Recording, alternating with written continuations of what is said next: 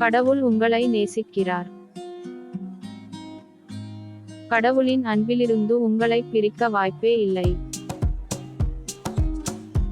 கடவுள் உங்கள் வாழ்க்கையின் எல்லா அசிங்கமான பகுதியையும் பார்க்கிறார், இன்னும் உங்களை நேசிக்க தேர்வு செய்கிறார். எனவே பூமியிலும் சொர்க்கத்திலும் எனக்கு சிறந்த வாழ்க்கை இருக்கிறது.